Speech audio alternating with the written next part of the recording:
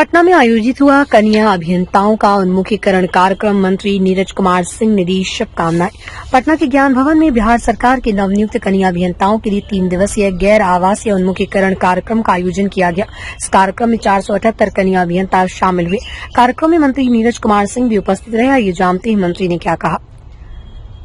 बिहार सरकार के नवनियुक्त कन्या अभियंताओं के लिए पटना के ज्ञान भवन में 3 दिवसीय गैर आवासीय उन्मुखीकरण कार्यक्रम आयोजित किया गया। इस प्रशिक्षण कार्यक्रम में कुल 478 कन्या अभियंताओं को उनके कार्य क्षेत्र से संबंधित आवश्यक जानकारी और तकनीकी दिशा निर्देश प्रदान करना था। कार्यक्रम में विशेष रूप से उपस्थित बिहार सरकार के मंत्री नीरज कुमार सिंह ने नए अभियंताओं का उत्साहवर्धन करते हुए कहा कि ये प्रशिक्षण उनके लिए बेहद महत्वपूर्ण होगा।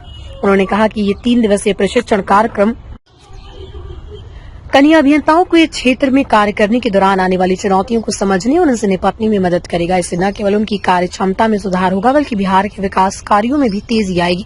नीरज कुमार सिंह ने यह भी जोर दिया कि सरकार विकास परियोजनाओं में गुणवत्ता और पारदर्शिता बनाए रखने के लिए प्रतिबद्ध है और कन्या अभियंताओं की भूमिका इसमें महत्वपूर्ण होगी। कन्या अभियंताओं के लिए 3 दिवसीय प्रशिक्षण कार्यक्रम बेहद लाभकारी से उन्हें फील्ड में काम करने में आवश्यक मार्गदर्शन मिलेगा और बिहार के विकास कार्यों में उनकी भूमिका और मजबूत होगी। कार्यक्रम के दौरान अभियंताओं को तकनीकी ज्ञान के साथ साथ प्रशासनिक और क्षेत्रीय चुनौतियों के बारे में भी अवगत कराया गया। जाने नहीं दिया, मंच पे नहीं जाने दिया और उनको वहां से भगा दिया। देखिए, राहुल गांधी जी को कोई व्यवहारिक ज्ञान नहीं है, उनको इस देश का ज्ञान नहीं है, उनको यहाँ के लोगों का ज्ञान नहीं है, उनको इतिहास भूगोल का ज्ञान नहीं है। वो समय आता है तो कह देते हम जलेबी का फैक्ट्री लगाएंगे, कह देते हम आलू से सोना निकालेंगे और वही हाल उन्होंने कल करने का काम किया।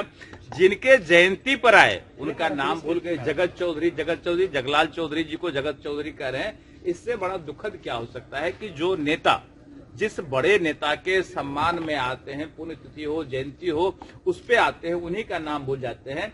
इसे कहते हैं हवाई नेता। और इससे बड़ा अपमान नहीं हो सकता है, जगलाल चौधरी का इससे बड़ा अपमान नहीं हो सकता है कि आप उनके परिवार से मिले तक नहीं, मंच पर आए, मंच पर जाने नहीं दिए।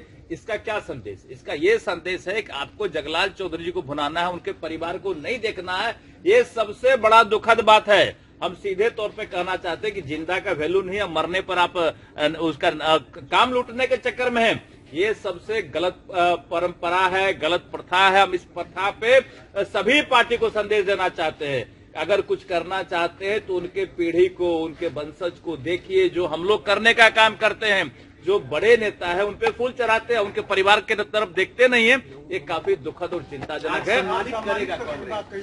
आज सम्मानित करेंगे, पहले जूता मारते फिर माला पहनाते हैं, यही सम्मानित हुआ।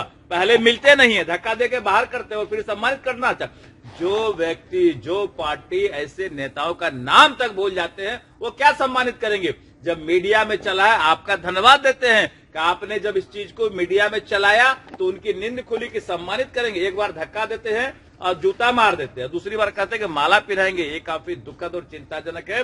अपने हम जो भी इतिहास पुरुष रहे, जो भी हमारे क्रांतिकारी रहे, जो भी हमारे देश के सेनानी रहे, हम उनका सम्मान करते और उनके परिवार का भी सम्मान करते। ये हमारा कर्तव्य होना चाहिए। ये नहीं कि क्रांतिकारी मर गए, उनके परिवार को हम देखे ना। ये काफी दुखद, चिंताजनक है। हम सबका सम्मान करते हैं। बिहार में जातीय गणना पर लगातार दूसरी बार पटना में आकर के सवाल उठा रहे हैं, जबकि उस अरे राहुल गांधी को शर्म आना चाहिए, इस इंडिया गठबंधन को शर्म आना चाहिए।